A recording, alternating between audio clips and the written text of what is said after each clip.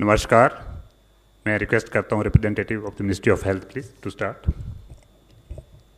माननीय प्रधानमंत्री जी ने कल देश को एड्रेस करते हुए मेंशन किया था कि कोविड-19 के स्प्रेड को रोकने के लिए नेशनल लेवल लॉकडाउन 3 मई तक बढ़ाया जाएगा।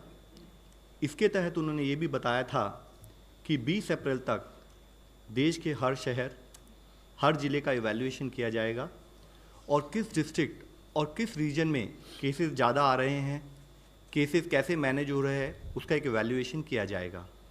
उस संबंध में उन्होंने कहा था कि इवैल्यूएशन करते हुए एक डिटेल्ड गाइडलाइंस आज इशू की जाएंगी, जिसके तहत मिनिस्ट्री ऑफ हेल्थ ने एक डिटेल्ड डायरेक्शन आज स्टेट्स को जारी की है। उसमें हमने स्टेट से स्पेसिफिकली कहा है कि हमें इस लॉकडाउन की अवधि का सदुपयोग करना है।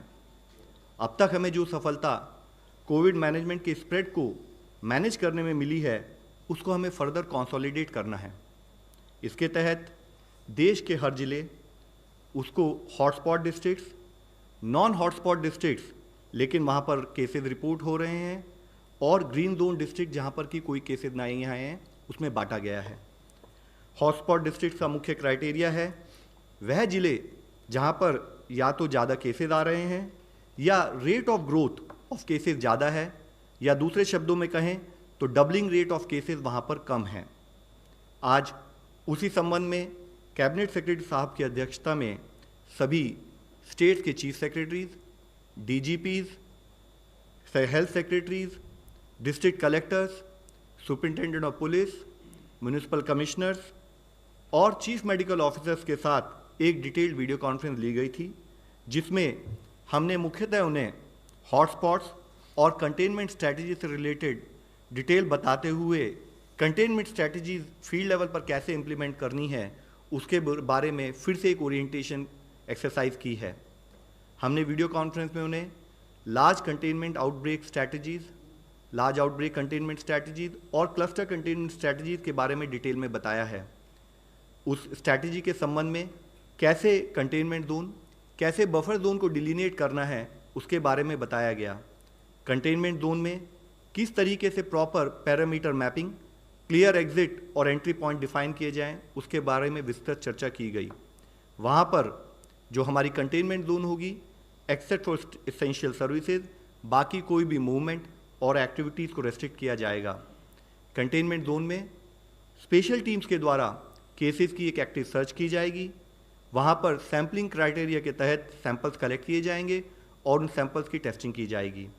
इसके साथ ही कंटेनमेंट जोन के बाहर के एरिया को, जिसको हम बफर जोन कहेंगे, वहाँ पर भी सभी हेल्थ फैसिलिटीज़, चाहे वो गवर्नमेंट हो या प्राइवेट हो, उनको ओरिएंट किया जाएगा और वहाँ पर इन्फ्लुएंजा लाइक इलनेस या सीवियर रेस्पिरेटरी एक्यूट सिंड्रोम, जो उस टाइप के ब्रेथलेसनेस से रिलेटेड केसेज होंगे, उनकी भी टेस्टिंग की जाएगी।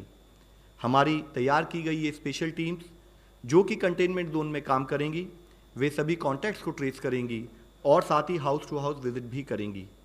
इस टीम्स में हेल्थ स्टाफ के अलावा local revenue staff, local corporation staff और साथ ही जो हमारे वॉलंटियर्स हैं, जैसे कि रेड क्रॉस, एनएसएस, नेहरू युवा केंद्र, उन सब वॉलंटियर्स का भी इस्तेमाल किया जाएगा। हाउस टू हाउस सर्वे के द्वारा हम उस केस में, उस एरिया में जिसमें भी सर्वे होगा कंटेमिनेट एरिया में, उसमें फीवर, कफ और ब्रेथलेसनेस से रिलेटेड केसेस को आइडेंटिफाई करते हुए उन पर एज पर प्रोटोकॉल एक्शन लेंगे। साथ ही डेली इवनिंग जो भी डेटा फील्ड सर्वे के हिसाब से आएगा, उसको जिला स्थाई पर आइडेंटिफाई करते हुए फोकस एरियाज ऑफ इंटरवेंशन बनाए जाएंगे और उसके हिसाब से कार्य किया जाएगा। इस कार्य में हेल्थ स्टाफ, रेवेन्यू स्टाफ के अलावा जिला स्तर पर कभी काम करने वाले सभी डिपार्टमेंट के स्टाफ को ओरिएंट किया जाएगा, उनका इस्तेमाल किया जाएगा। एज आई मैंशनड अर्लियर, हमारा रिस्पॉन्स कोविड के संबंध में होल ऑफ गवर्नमेंट अप्रोच रहा है। इसके साथ ही जिलों को बताया गया है कि वे कोविड डेडिकेटेड हॉस्पिटल्स बनाएं, माइल्ड केसेस के लिए Covid care centres, severe cases के लिए जिसमें ऑक्सीजन सपोर्ट फैसिलिटी उपलब्ध हो, उसके लिए कोविड हेल्थ सेंटर्स, और क्रिटिकल केसेस जहां पर वेंटिलेटरी सपोर्ट भी उपलब्ध हो, उसके लिए कोविड हॉस्पिटल्स बनाए जाएं। हमने उनको specially clinical management of positive cases के बारे में फोकस करने के लिए कहा है। अर्ली आइडेंटिफिकेशन और proper clinical management is actually a major key in terms of effective patient management. हमने उनसे कहा है कि एम्स की जो कॉल सेंटर को हमने बनाया है उसका इस्तेमाल करते हुए पेशेंट का clinical management as per protocol हो और पूरा यत्न किया जाए कि कोई भी पेशेंट, कोई भी केस हमारा फेटैलिटी में कन्वर्ट ना हो। हर केस को जिला स्तर पर, सीनियर स्थाई पर day to day clinical management के लिए मॉनिटर किया जाए। जिले को फार्मास्यूटिकल इंटरवेंशन जैसे कि जो हमारे रिस्क केसेस होते हैं उनके लिए HCQ हाइड्रोक्सिल क्लोरोक्विन के अलावा नॉन फार्मास्यूटिकल इंटरवेंशंस के रूप में social distancing, hand washing etiquettes को भी प्रमोट करने के लिए कहा गया है। जिलों को स्पेशली कहा गया है कि जो भी हेल्थ स्टाफ या जो वॉलंटियर इस कार्य में जुड़े हैं उन सबको प्रॉपरली ओरिएंट किया जाए, उनको इन्फेक्शन प्रिवेंशन प्रैक्टिसेस के बारे में बताया जाए और रेलेवेंट स्टाफ को क्लिनिकल मैनेजमेंट प्रोटोकॉल की प्रॉपर ट्रेनिंग भी दी जाए। इसमें उनसे ये भी कहा गया है कि हमें केसेस के आने की वेट नहीं करनी है, हमें टीम्स पहले से बना के उनको ओरिएंट कर रेडी रखना है। उनसे कहा गया है कि इसके लिए संबंधित online training material iGOT platform पर उपलब्ध है, उसका इस्तेमाल किया जाए। जो जिले आज केसेस रिपोर्ट कर रहे हैं लेकिन हॉटस्पॉट की कैटेगरी में नहीं आते हैं, उन पर भी उसी मोमेंटम और उसी अटेंशन से काम करने की ज़रूरत है।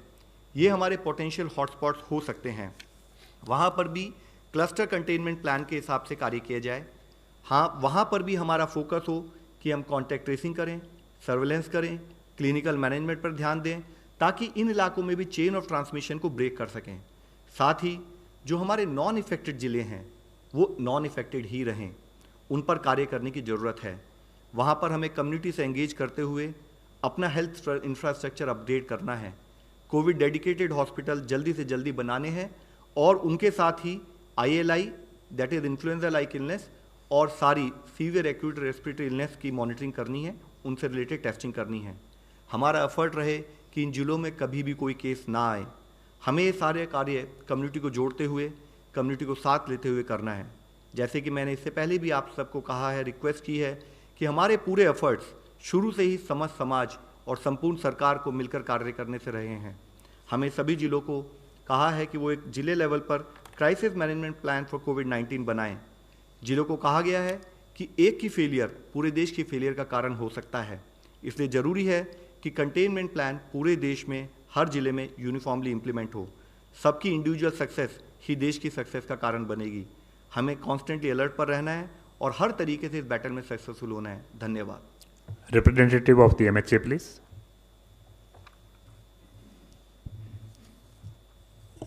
जैसा कि स्वास्थ्य मंत्रालय के प्रतिनिधि श्री अग्रवाल ने आपको सूचित किया है, कल जो माननीय प्रधानमंत्री जी का देश के प्रति संबोधन था उसमें दो अहम बातें कही गई थी। पहली ये कि जो लॉकडाउन पूरे देश में है उसकी अवधि बढ़ा के 3 मई तक करी जा रही है, और दूसरी बात ये थी कि देश के हर क्षेत्र को, चाहे वो कस्बा हो, चाहे पुलिस थाना हो, चाहे जिला हो, इन सभी क्षेत्रों में लॉकडाउन का क्रियान्वयन कैसा हुआ है उस पर उसकी एक समीक्षा की जाएगी, और जो क्षेत्र इस पे खरे उतरेंगे और जो संक्रमण की दृष्टि से और अन्य प्रकार से संवेदनशील नहीं होंगे, जो हॉटस्पॉट्स नहीं होंगे, जैसा कि मिस्टर अग्रवाल ने बताया, उन क्षेत्रों में 20 अप्रैल से कुछ राहतें दी जाएंगी, कुछ गतिविधियों में कुछ छूट दी जाएगी। तो और इस बात से ये भी साफ था कि 20 अप्रैल तक कम से कम जो अभी के गृह मंत्रालय के दिशा निर्देश हैं, जो 24 मार्च के आदेश के तहत जारी किए गए हैं, वही लागू रहेंगे। तो माननीय प्रधानमंत्री जी के इन दिशा निर्देशों के अनुरूप गृह मंत्रालय ने कल एक आदेश पारित किया, और उस आदेश के तहत जो लॉकडाउन है उसको 3 मई तक उसको बढ़ाया गया। आज गृह मंत्रालय ने एक और आदेश पारित किया है जहां ये कहा गया है कि जो ऐसे क्षेत्र हैं जिनमें जो हॉटस्पॉट या कंटेनमेंट जोन्स नहीं हैं, जो संवेदनशील नहीं हैं, वहाँ कुछ जो ज़रूरी गतिविधियाँ हैं उनमें कुछ राहतें दी गई हैं, लेकिन साथ साथ ये भी कहा गया है कि ये राहतें उन्हीं क्षेत्रों में हैं जो हॉटस्पॉट्स नहीं हैं, और इनकी दो अलग शर्तें हैं। पहली शर्त ये कि जो भी लॉकडाउन के दिशा निर्देश हैं वो उनकी कड़ी अनुपालना होनी होगी इन क्षेत्रों में, और जो भी गतिविधियां हैं जिनमें राहतें दी जा रही हैं उनको क्रियान्वित करने से पहले सोशल डिस्टेंसिंग की दृष्टि से कुछ प्रारंभिक कार्यों को लागू वहाँ पे करना आवश्यक है। तो ये एक आदेश आज जारी हुआ है गृह मंत्रालय द्वारा, और इसी आदेश के साथ एक कंसोलिडेटेड रिवाइज गाइडलाइंस भी जारी की गई हैं, जिनके तहत ये बताया गया है कि परमिटेड गतिविधियाँ क्या क्या हैं उनका उल्लेख किया गया है। और उल्लेख करने के साथ साथ दो बहुत ज़रूरी चीज़ें इन गाइडलाइंस में कही गई हैं। पहला तो जितने भी जिला अधिकारी और जिला मजिस्ट्रेट हैं भारत के, उन सभी को कहा गया है कि जो नेशनल कोविड डायरेक्शंस हैं, राष्ट्रीय कोविड निर्देश हैं, जैसे कि मास्क पहनना अनिवार्य है, सोशल डिस्टेंसिंग रखना अनिवार्य है, 5 से अधिक लोगों के समूह में इकट्ठा होना वर्जित है, इस तरह के जो नेशनल कोविड डायरेक्शंस हैं उनकी अनुपालना सख्ती से होगी। उसका अगर कोई उल्लंघन होता है तो उस पर पेनल्टी जारी की जाएगी। एक ये बात कही गई है इन गाइडलाइंस में।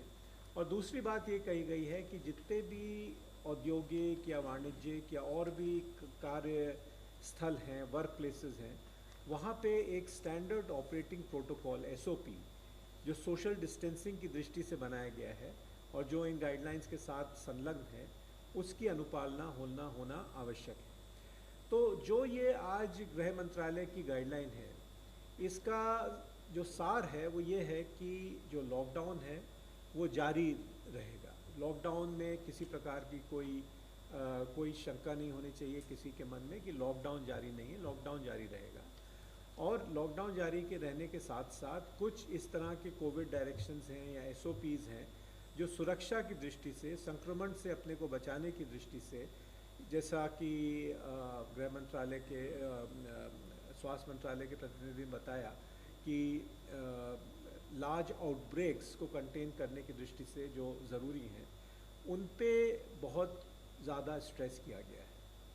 अब मैं आता हूँ कि क्या ऐसी गतिविधियाँ हैं, क्या ऐसे क्षेत्र हैं जहाँ राहतें दी गई हैं।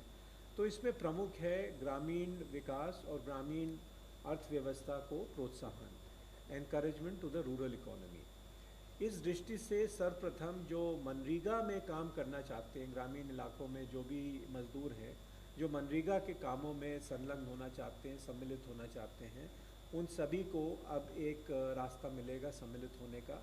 लेकिन इसमें भी ये शर्त है कि उनको मास्क पहनने होंगे, सोशल डिस्टेंसिंग उनको ऑब्जर्व रखनी होगी। लेकिन मनरेगा के काम में मनरेगा के तहत जो है वो एम्प्लॉयमेंट की अपॉर्चुनिटीज़ अब अवेलेबल होंगी।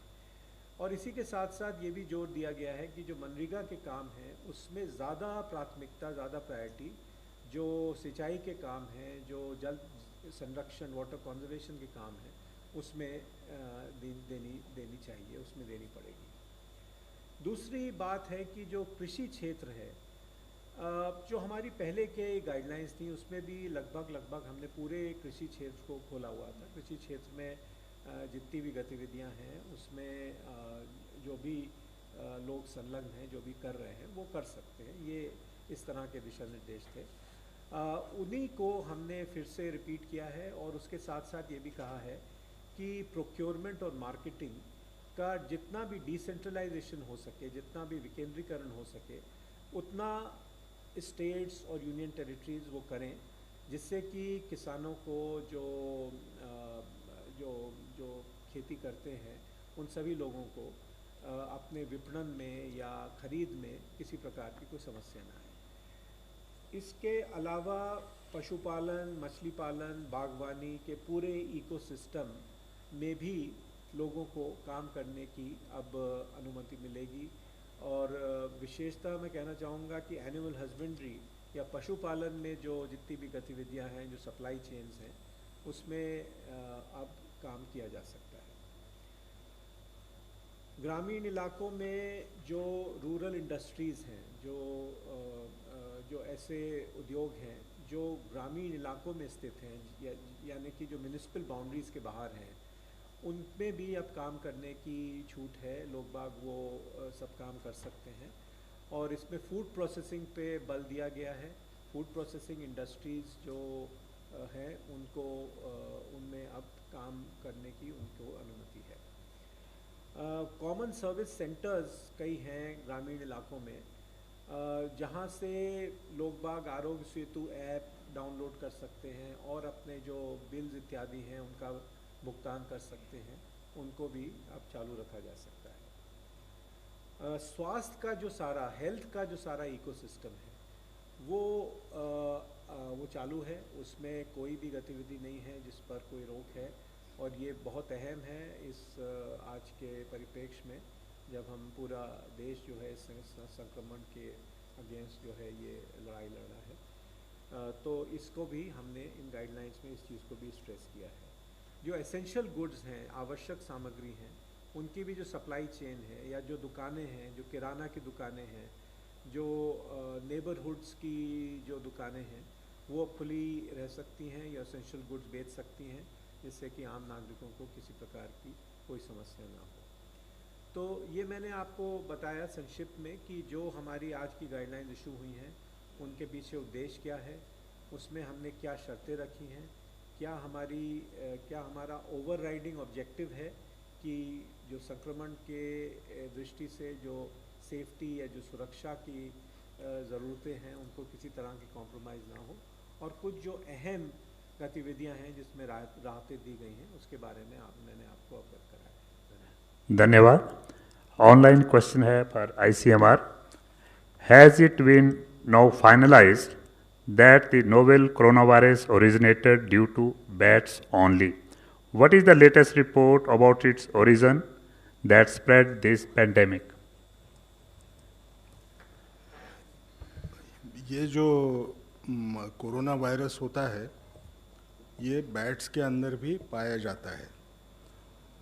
चाइना में जो भी रिसर्च हुआ उसमें एक चीज़ का पता चला कि जो वायरस हम लोगों में आया है वो या तो बैट्स में का वायरस ऐसे म्यूटेशंस डेवलप हुए जिससे वो इंसान के अंदर भी जाने की क्षमता रखता होगा और बीमारी करता होगा, उस किस्म का विषाणु बन गया और आया। नहीं तो दूसरा एक कहा जाता है कि ये बैट से पैंगोलिन करके एक मैमल है इंसान के वैसे, उसके अंदर आया होगा और वहाँ से वो इंसान में आया होगा। लेकिन ये सवाल शायद इसलिए पूछा जा रहा है क्योंकि हमने बैट्स के इसमें जो इमर्जिंग इन्फेक्शस डिसीजेस होते हैं उनके कोई विषाणु पाए जाते हैं क्या, इसका सर्वेलेंस शुरू किया था। उसमें हमको दिखा कि दो किस्म के बैट्स जो होते हैं उनमें कोरोना वायरस दिखाई दिया, लेकिन वो बैट का कोरोना वायरस था, वो इंसानों में आने की काबिलियत का नहीं था। बैट से इंसान में आने की घटना एक सादे तौर पे समझाने के लिए बोलता हूँ, 1000 साल में एक आध बार होती होगी। जब कोई वायरस स्पीसीज चेंज करता है तो वो बहुत रेयर इवेंट होती है और उस किस्म से वो इंसानों में आता है। Mister Ravi, News 18।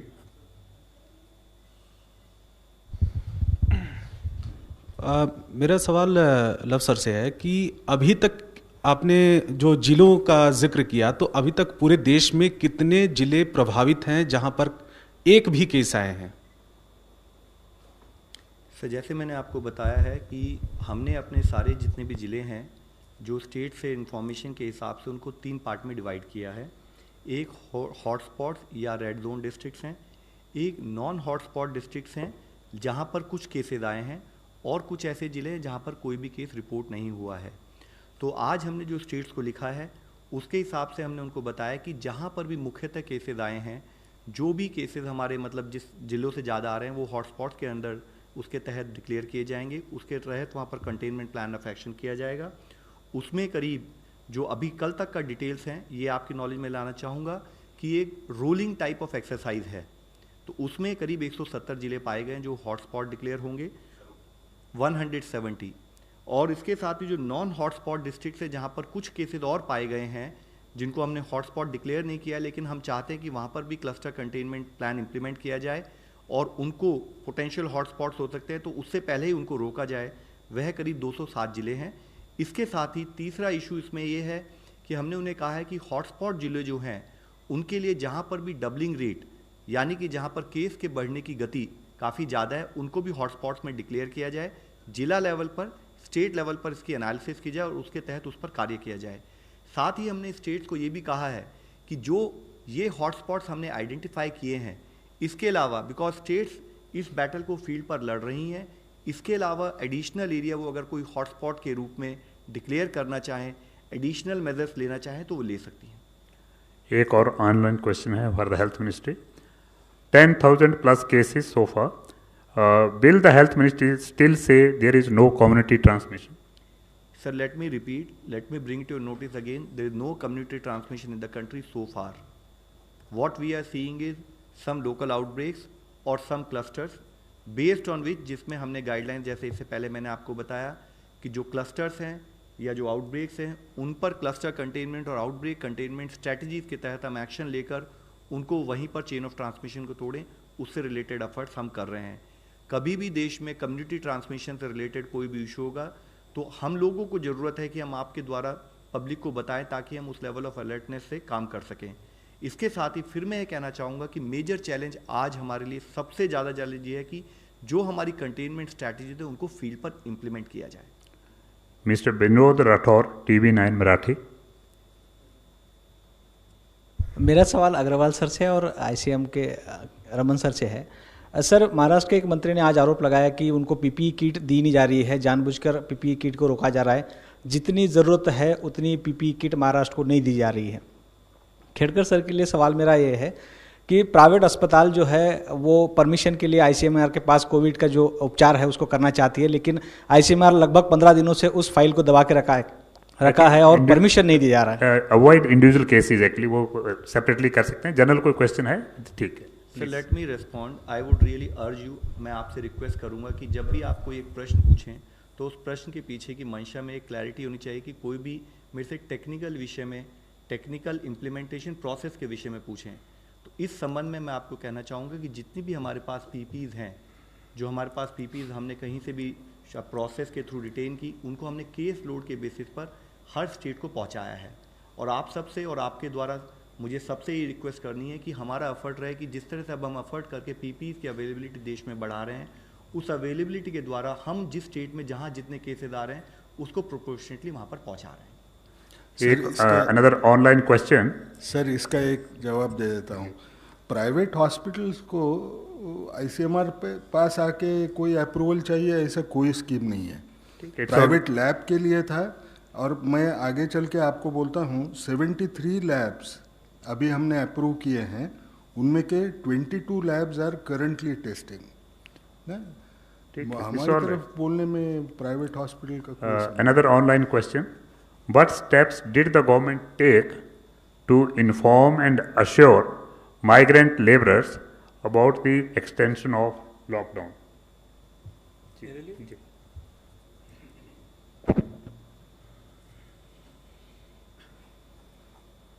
जैसा मैंने अभी कहा, लॉकडाउन को 3 मई तक उसकी अवधि को बढ़ाया गया है और जैसा आप सब जानते हैं कि लॉकडाउन में कुछ गतिविधियां हैं जो पूरी तरह से वर्जित हैं, प्रोहिबिटेड हैं।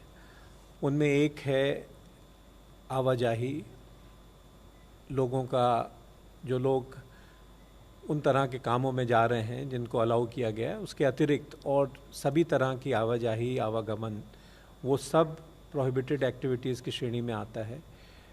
बसेस का, ट्रेन्स का, एयरक्राफ्ट्स का, इन सब का जो संचालन है, उन सब का जो मूवमेंट है, उस पर पूरी रोक है।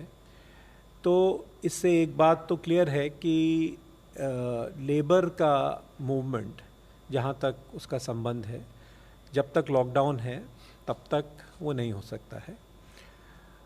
दूसरी बात ये आती है कि जो लेबर है जहाँ पर शेल्टर कैंप्स में है, वहाँ पर गृह मंत्रालय की कई एडवाइजरीज़ हैं, क्लैरिफिकेशंस हैं, जिनके तहत ये स्पष्ट कहा गया है कि सारी सुविधाएं जो मिलनी चाहिए वो मिलेंगी। उसके लिए अरेंजमेंट्स किए गए हैं। गृह मंत्रालय की ओर से जो राज्यों के पास जो स्टेट डिज़ास्टर रिलीफ फंड्स होते हैं उसमें उनको अनुमति दी गई है कि उनके तहत जैसे खाना हुआ, रिलीफ कैंप्स को सेटअप करने की बात हुई या और कुछ सुविधाएं जो आवश्यक हैं उनको देने की बात है, वो सब उसमें हमने अलाउ की हुई हैं। तो हमारा यही मानना है कि जिस तरह से ये सारा रिलीफ कैंप्स का संचालन अभी तक चल रहा है ये उसी प्रकार से ये चलेगा, इसको चलना चाहिए। और इसके लिए जो भी संसाधन आवश्यक हैं उनकी पहले ही उनकी व्यवस्था कर दी गई है। यदि और भी कोई आवश्यकता होगी तो समय समय पे उसकी समीक्षा होगी और राज्यों को, यूनियन टेरिटरीज को जो मदद चाहिए वो पहुंचाई जाएगी। मिस्टर पेरीमल, एनडीटीवी जी। और जो डेथ का परसेंटेज है उससे कंपेयर करते हुए अगर देखेंगे तो रिकवरी रेट का परसेंटेज क्या है और क्या हम अच्छी स्थिति की ओर जा रहे हैं? सर, जैसे मैं आपको हमेशा से बताता रहा हूँ, तो अगर आज का डेटा देखें तो 1306 people they have recovered, they have been cured. और अगर एक दिन के अंदर देखें तो around 270 people have actually got cured in last one day. अगर हम टोटल केसेस की संख्या इस देश में देखें तो 11,439 है। Last one day we had 1,076 total additional new cases और टोटल डेथ्स रिपोर्टेड आर 377। तो जो मुख्य अंश मैं आप लोगों की दृष्टि में लाना चाहूँगा कि फील्ड लेवल पर एफर्ट करते हुए, क्लिनिकल मैनेजमेंट पर फोकस करते हुए हमारा जो एफर्ट रहा है उसके कुछ रिजल्ट्स हमें दिखने लगे हैं। तो इसी डेटा से अगर आप कैलकुलेट भी करना चाहें, लेकिन साथ में मैं जब इसकी कैलकुलेशन आपको बता रहा हूँ तो मैं कह रहा हूँ ये एक डेली वेरिंग डेटा है, तो ये आज का स्टेटस है। तो अगर देखें तो करीब 11.41% जो हमारे पेशेंट्स हैं वो अप्रॉक्सीमेटली इस नंबर से 11.41 वो रिकवर हो रहे हैं।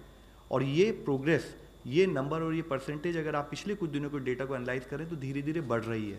तो हमारा पूरा एफर्ट है कि जो भी पेशेंट आएँ हम उसको दोनों तरीके से, एक तो फोकस करें अर्ली आइडेंटिफिकेशन पर और दूसरा फोकस करें कि उसका प्रोटोकॉल के हिसाब से प्रॉपर ट्रीटमेंट हो, उसको ढंग से मॉनिटरिंग करें और उसको किसी भी तरह से बचाएं।